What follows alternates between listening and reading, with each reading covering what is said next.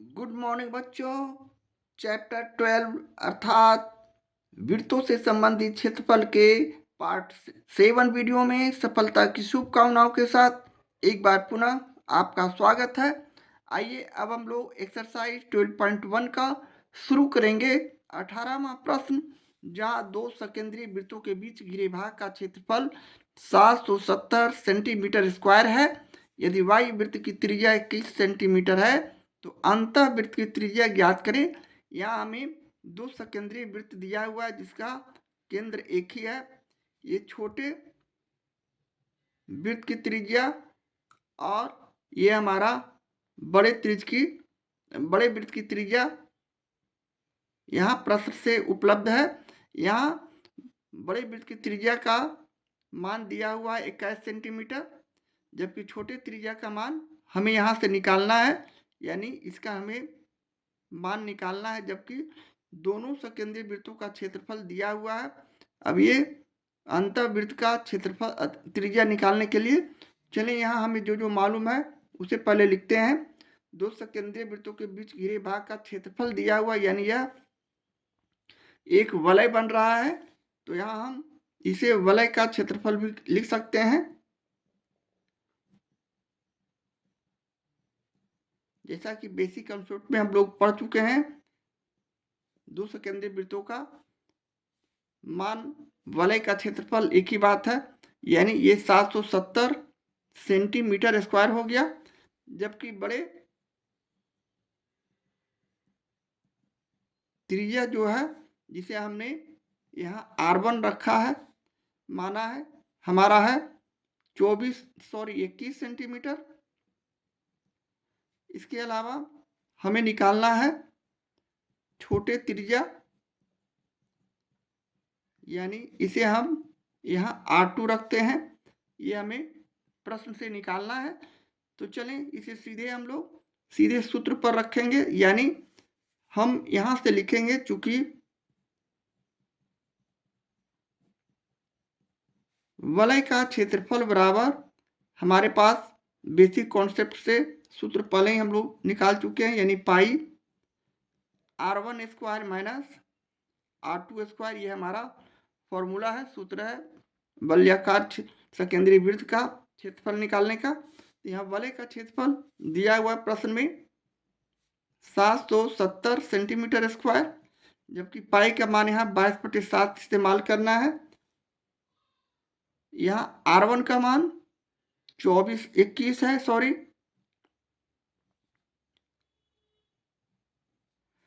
Minus यहाँ R2 हमें यहाँ से निकालना है, यानी R2 स्क्वायर हमें यहाँ से निकालना है। तो चलें सबसे पहले हम लोग 770 लिखे और इस 7 को पक्षांतर करते हैं, यानी लेफ्ट हैंड साइड से राइट हैंड साइड से लेफ्ट हैंड साइड की ओर ले जाते हैं, ये गुणाम हो जाएंगे। और पुनः इस 22 को भी उधर ले जा रहे हैं, तो ये हो जाएगा बटे 22, जबकि राइट हैंड साइड में 21 को 21 से हम गुणा करेंगे तो ये हो जाएगा 441, इसका वर्ग करने पर माइनस यहाँ R2 स्क्वायर को हम इसी तरह रहने दिए, इसलिए कि यहाँ हमें इसे निकालना है। और पुनः हम यहाँ से इसे काट दिए 11 से, 11 दूनी 22, 11 सत्ते 77, यानी ये 70 हो जाएगा। 2 से काट दिए तो ये 35 हो जाएगा, यानी 35 में हम 7 से गुना कर देंगे, तो 7 × 35 के 5 हासिल 3 सतिया 21 और 3 हमारा 24 हो जाएगा, यानी 245 इक्वल टू 441 माइनस R2 का स्क्वायर।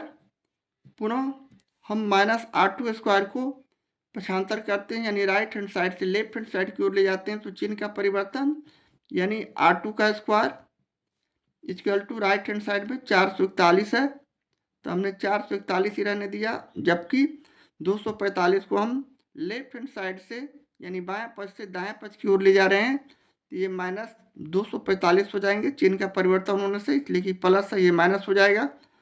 अब हम यहाँ से पुनः इसे और छोटा रूप में लाते हैं, यानी R2 स्क्वायर बराबर 441 में 245 को घटाते हैं तो ये हो जाएगा 11 में से 5 गया 6, यहाँ 13 में से 4 गया 9, 3 में से 2 गया 1, 196। इसलिए फाइनली हम यहाँ से पुनः R2 का मान यानी छोटे त्रिज्या का मान हमें निकालना था, इसका स्क्वायर रूट कर देंगे वर्ग हटाने के लिए। अब 196 का स्क्वायर रूट हम लोग जानते हैं 14 होता है, यानी 14 सेंटीमीटर जो आया हमारा छोटे त्रिज्या का मान हो गया। अरे ये हमें निकालना था अंतर्वृत्त, यानी इस वलय के अंदर वाले वृत्त का त्रिज्या निकालना था। ये हमें निकालना था R2 स्क्वायर, R2 हमें निकालना था। यहाँ ये हमारा R1 था बड़े त्रिज्या, तो ये हमारे प्रश्न का सोल्यूशन हो गया, अंतर्वृत्त की त्रिज्या हो गई और ये हमें मालूम करना था। इस तरह हम प्रश्न 18 का सोल्यूशन करते हैं। एक्सरसाइज 12.1 का अब हम लोग लेते हैं 19वां प्रश्न। किसी वृत्ताकार प्लॉट के परिधि और व्यास का अंतर 105 मीटर है। वृत्ताकार प्लॉट का क्षेत्रफल ज्ञात करना है हमें। यानी हम यहाँ से क्या क्या मालूम करेंगे, तो सबसे पहले प्लॉट का क्षेत्रफल निकालेंगे, ये हमें नहीं मालूम है। त्रिज्या निकालेंगे, यह भी हमें नहीं मालूम है। अब हम प्रश्न के कथन के अनुसार हम इसे इस प्रकार लिख सकते हैं, यानी प्लॉट की परिधि और व्यास का अंतर, यानी परिधि और व्यास का अंतर हमें यहाँ से मालूम है 105 मीटर। अब हम यहीं से परिधि और व्यास का सूत्र रखेंगे, यानी परिधि बराबर होता है 2πr, जबकि व्यास का सूत्र हमारा है 2r बराबर 105। पुनः हम यहाँ से 2r और 2r दोनों को कॉमन लेते हैं, तो हमारा राशि बच जाता है, व्यंजक बच जाता है π-1। राइट हैंड साइड में कोई चेंजिंग नहीं। पुनः हम r लिखे और पाई का मान यहाँ 22/7 रखे, -1 किए और ये 2 को हम यह भी इसे रहने देते हैं, 2r रहने देते हैं, बराबर 105। अब हम पुनः अगले स्टेप में यहाँ से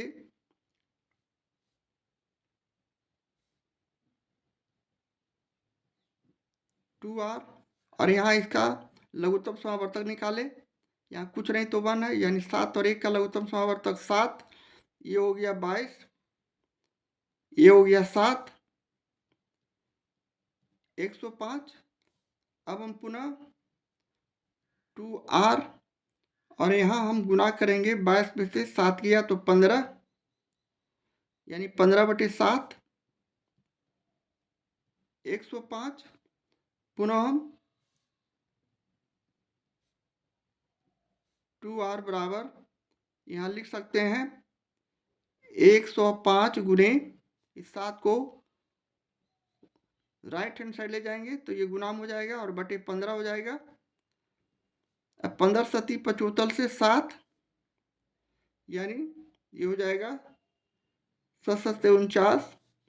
अब यहाँ से हम लोग r बराबर लिख सकते हैं 49/2, जिसे हम भाग करते हैं, 2 दूनी 4, 2 चौक 8, 0.2 10, यानी 24.5 सेंटीमीटर हमारा इस प्लॉट का त्रिज्या आ चुका है।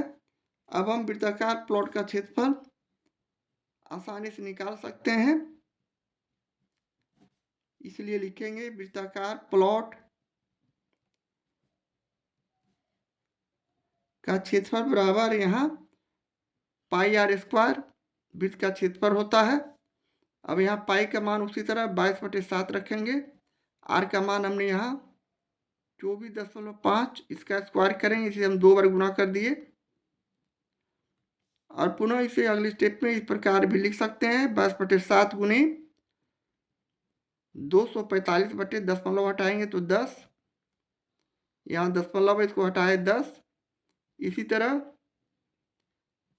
यहाँ भी 10 हटाएंगे तो इसके लिए 10 करें नीचे देंगे। अब हम इसे शॉर्ट फॉर्म में लाते हैं, तो हम सबसे पहले 7 से इसे काट दिए, 7 या 21, और यहाँ 7×5 = 35, यानी 35 से डायरेक्ट कट जा रहा है। इसके बाद हम लोग इसे 5 से काटते हैं। 5×7 = 35 और 5×2 = 10। 2 से हम इसे काट दिए तो 11। इसके बाद यहाँ हम इसे 5 से काटेंगे। 5×9 = 45, सॉरी 5 से काटेंगे तो ये 5×4 = 20, 4 से 45 बचेगा। 5×9 = 45, 49। यहाँ 5 से काटेंगे तो 2, यानी अब हमारे पास फाइनली रिजल्ट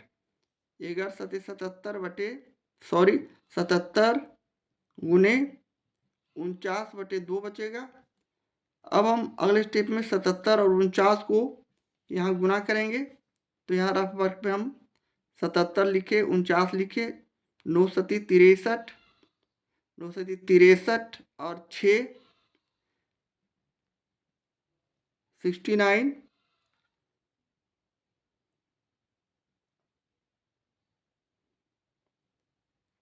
इसके बाद 4 से 7×4 = 28 की 8 हासिल 2, 7×28 और 2 30, यानी 3 9 8 17 के 7 हासिल 1, 6 1 7 3, यानी 3773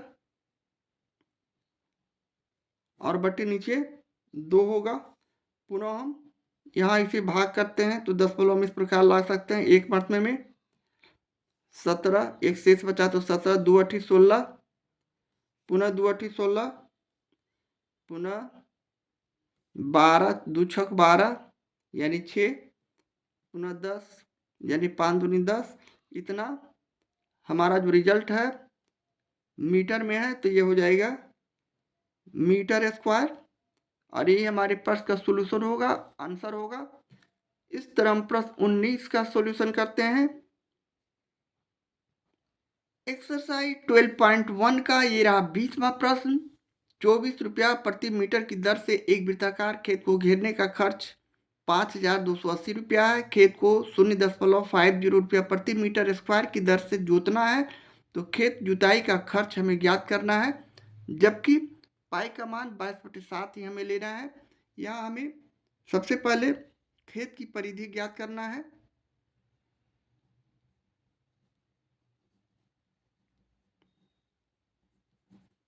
यह हमें नहीं मालूम है।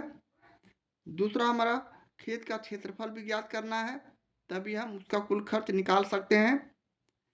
यह भी हमें मालूम करना है। तीसरा हमारा जुताई का खर्च निकालना है, जो कि फाइनल हमारा प्रश्न का आंसर यही होगा, जुताई का कुल खर्च।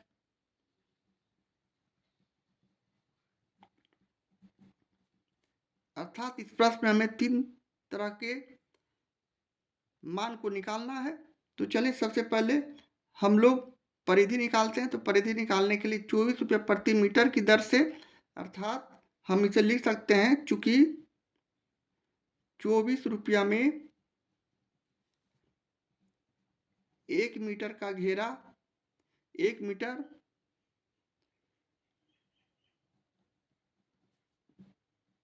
घेर सकता है, इसलिए यहाँ से 1 रुपया में हमारा 1/24 मीटर घेरा लगेगा। इसलिए टोटल हमारा जो रुपया है 5280 में, रुपया में हमारा 1/24 गुने 5280, यानी यहाँ से हम 24 से इसे डायरेक्ट काट सकते हैं। तो ये हो जाएगा 24 दूना 48, पुनः 24 दूना 48 कट गया, यानी 220। अब ये 220 मीटर जो आया, ये हमारा वृत्त का परिधि हो गया, खेत की परिधि हो गया, वृत्ताकार खेत की। तो हम यहाँ लिख सकते हैं, इसलिए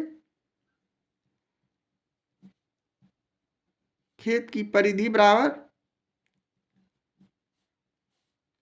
220 मीटर।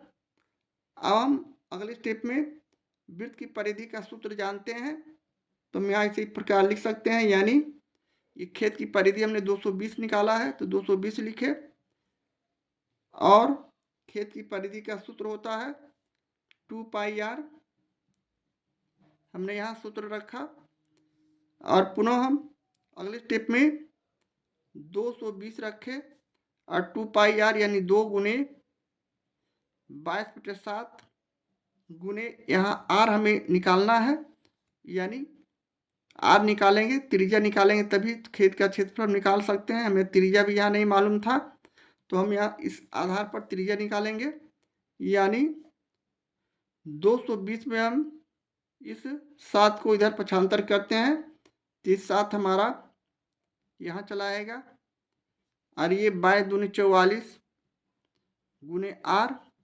यहाँ से अब आप लोग आर का मान पुनः इस प्रकार लिख सकते हैं, यानी 220 गुने 7 और बटे 44। यहाँ हम इसे अब छोटा रूप में लाएंगे, यानी हमने इसे 2 से काटा तो ये 22×44, इसे 2 से काटा तो ये हो गया 110, पुनः इसे 2 से काटे तो 11, पुनः इसे 2 से काटे 2 पचे 10 और पुनः 2 पचे 10। अब हम 11 से इसे डायरेक्ट काट सकते हैं, 11 पचे 55, अर्थात 7 में 5 से गुना करेंगे तो हमारा जो रिजल्ट होगा 35 मीटर। ये हमारा वृत्ताकार खेत का त्रिज्या हो गया। अब हम वृत्त का क्षेत्रफल आसानी से निकाल सकते हैं, इसलिए वृत्त का क्षेत्रफल हम पुनः सूत्र का प्रयोग करेंगे, यानी पाई आर स्क्वायर।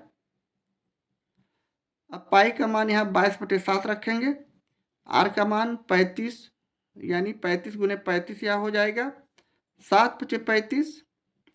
अब हम फाइनली यहाँ से 22 पचे 72 से 110 में 35 से गुना कर देंगे तो हमारा रिजल्ट 110 में 35 से गुना करते हैं 05503 यानी 05538 और यहाँ 3 यानी 3850